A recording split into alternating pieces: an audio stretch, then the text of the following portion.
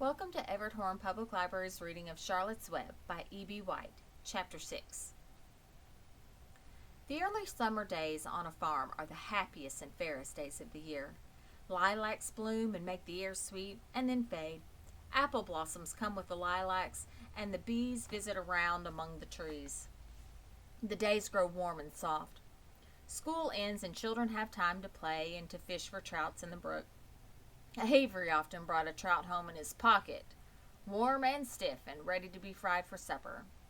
Now that school was over, Fern visited the barn almost every day to sit quietly on her stool.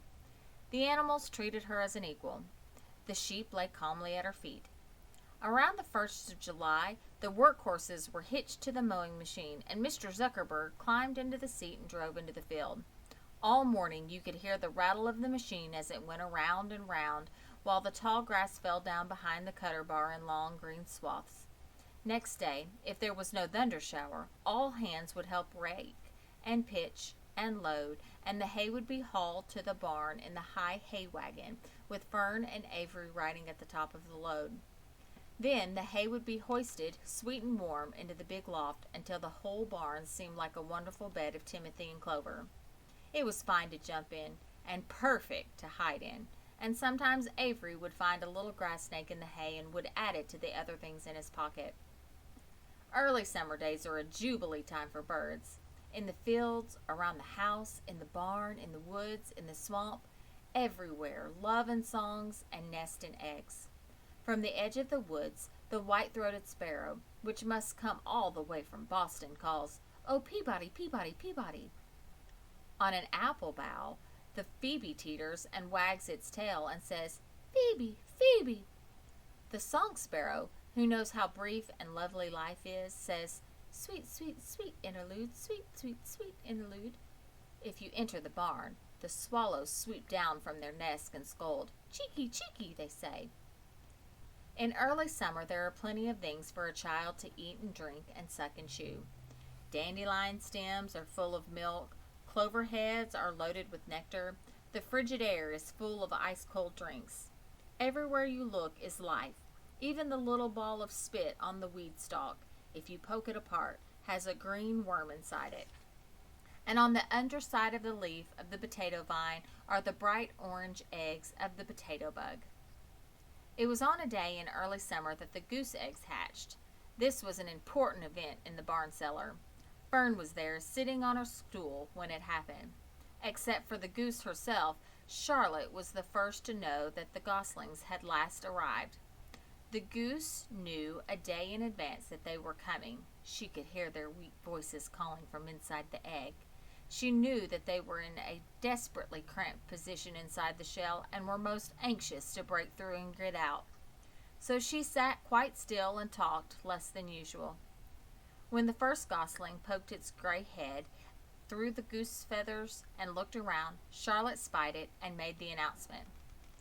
"I am sure," she said, "that every one of us here will be gratified to learn that after 4 weeks of unremitting effort and patience on the part of our friend the goose, she now has something to show for it. The goslings have arrived. May I offer you my sincere congratulations?" "Thank you, thank you, thank you," said the goose, nodding and bowing shamelessly. "Thank you," said the gander. "Congratulations," shouted Wilbur. "How many goslings are there? I can only see one." "There are 7," said the goose. "Fine," said Charlotte. 7 is a lucky number." "Luck had nothing to do with this," said the goose. "It was good management and hard work." At this point, Templeton showed his nose from his hiding place under Wilbur's trough. He glanced at Fern, then crept cautiously toward the goose, keeping close to the wall. Everyone watched him, for he was not well liked, not trusted. "Look," he began in his sharp voice. "You say you have 7 goslings? There were 8 eggs. What happened to the other egg? Why didn't it hatch?"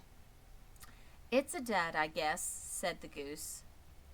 "What are you going to do with it?" continued Templeton, his little round beady eyes fixed on the goose. "You can have it," replied the goose. "Roll it away and add it to that nasty collection of yours." Templeton had a habit of picking up unusual objects around the farm and storing them in his house. He saved everything. Certainly, said the gander. You may have the egg, but I'll tell you one thing, Templeton. If I ever catch you poking your ugly nose around our goslings, I'll give you the worst pounding a rat ever took. And the gander opened his strong wings and beat the air with them to show his power. He was strong and brave, but the truth is, both the goose and the gander were worried about Templeton, and with good reason.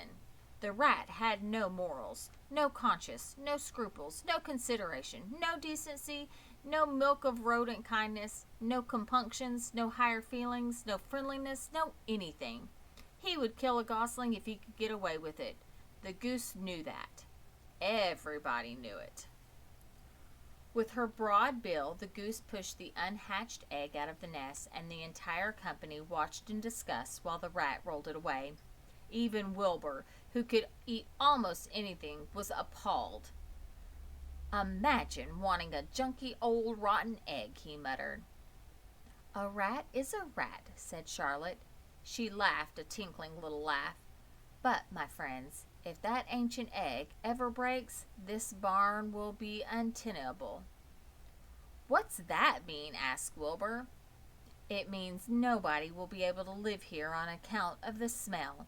A rotten egg is a regular stink bomb. I won't break it, snarled Templeton. I know what I'm doing. I handle stuff like this all the time. He disappeared into his tunnel, pushing the goose egg in front of him. He pushed and nudged till he succeeded in rolling it to his lair under the trough. That afternoon, when the wind had died down and the barnyard was quiet and warm, the gray goose led her 7 goslings off the nest and out into the world. Mr. Zuckerman spied them when he came with Wilbur's supper. Well, hello there, he said, smiling all over. Let's see. 1, 2, 3, 4, 5, 6, 7. 7 baby geese. Now isn't that lovely?